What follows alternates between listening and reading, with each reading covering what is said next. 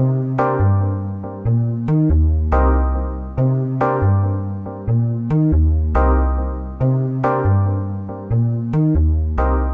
yra labai gerų pratimų, kuriuos atliekant didėtų meilė savo. Ir taigi pradėsiu nuo pirmojo, tai norų sąrašo. Norų sąrašas, kurį jau minėjau ankstesniam, reiškia savo įrašę, tai reikia susidaryti norų sąrašą, kaip galint didesnį, kaip galint greičiau parašyti kuo daugiau norų, kad kai kurie iš jų išdrįstų net išlysti iš pasąmonės tie norai, kurių mes savo neprisipažįstam ar neleidžiam norėti. Ir kasdieną įgyvendinti bent 2 dalykus, kuriuos nori. Va taip tiesiog prieš einant miegoti savęs paklausti. Ne kaip būdavo toksai sovietinis klausimas, ar teisingai nugyvenau dieną, bet paklausti, ar šiandien padariau bent 2 dalykus, kuriuos iš tikro norėjau padaryti. Na, aišku, tai gali būti kažkas tai labai paprasto, pavyzdžiui, kaip sakoma, tenais žmogus nusiperka pyragėlį ir tai įtartinas toksai, ar ne, meilė savo būdas, bet jeigu nusipirksi savo kažkokią netikėtą pramogą arba leisi savo pailsėti tuo metu, kai neleistum, tai va, tokie norai. Toliau. Labai svarbus dalykas, kai darote kažkokius tai darbus, arba tuo metu, kai jums kažkas nesiseka, pasielgti kitų būdų, negu paprastai žmonės elgiasi nemylinti savęs, o darbo vidury save apdovanoti, kad jau padariau pusę darbo, padarėt visą darbą, dar kartą save apdovanoti, na, kažkokiu tai nedidelių dalykų, arba tiesiog save pagirti patiems. Netgi meditaciją darom, sako, vat, kai nukrypsta dėmesys nuo kvėpavimo, stebėjimo ar nuo ko, tai reikia nekeikt save, kad vėl pamečiau tą dėmesį, bet padėkoti savo, kad aš pastebėjau ir grąžinti dėmesį atgal, kad koks aš šaunuolis, pastebėjau, kad mano dėmesys nukrypo. Taigi, padėkoti savo, bet kuriuo momentu, kai kažką padarėte, pamaloninti save, o jeigu jau tikrai rimtai pervargot ar susirgot, tai susiorganizuoti savo jau visiškai rimtą gydymąsi, atgaivą ir atilsį. Toliau, labai svarbu yra įsisąmoninti, pakaifuoti visada, kada yra įmanoma pakaifuoti. Toksai paprastas, reiškia, dalykas, tarkime, yra pietų pertrauka ir kai kurie žmonės per tą pietų pertrauką, jie, na, tarsi nepasakė savo, kad dabar yra laimė ir poilsis. Ir jie, na, gal jie ir valgo tos pietus, bet jie mintise vis tiek kankinasi, dirba, graužia save.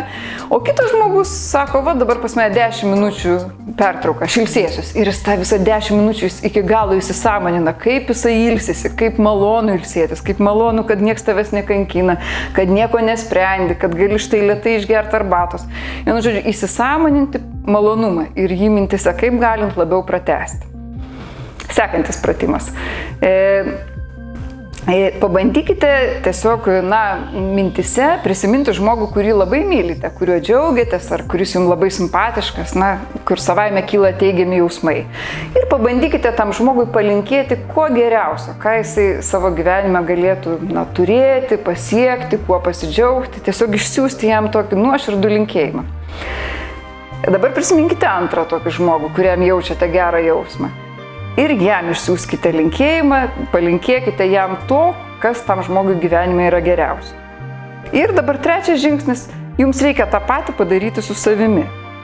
Tiesiog palinkėti savo, tokiam šauniam, įdomiam, geram žmogui, tai, kas jums pačiam būtų geriausia.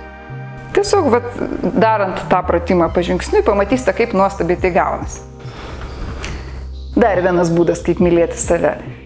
Pavartyti atvirukus, dovanas, laiškus, kokius esate gavę savo gyvenime iš žmonių, kurie jumis džiaugiasi. Jumis džiaugiasi, jumis gerėjosi, jūs mylėjo. Pamatysite, kaip tai stipru, kai skaitai tuos gerus linkėjimus. Na ir dar yra toksai labai įdomus to pratimo porūšis įdomus. Parašyti pačiam savo laišką, tarsi būtumėt geriausias savo paties užtarėjas. Na, tokia kūrybinė užduotis, nedidukė. Parašyti savo tokį kaip ir meilės laišką savo pačiam. Labai gražus yra pasiūlymas, reikia didinti įprotį jausti savo didingumą. Kiekvienas iš mūsų savyje turi Dievo paveikslą, kaip sako krikščionybė. Taigi turime kažkokius tai ypatingus momentus savo gyvenime esame patyrę, kai mes labai gerai pasireiškėm, buvom labai, na, protingi, kilnus, gabus ir tiesiog pabandyti sąmoningai tuos momentus prisiminti, kaip galint geriau. Taip išryškinti savo atmintyje ir dar kartą jais pasidžiaugti, dar kartą prisiminti, na, kaip šauniai ten galėjau, kaip padariau, kaip gerai jaučiausi.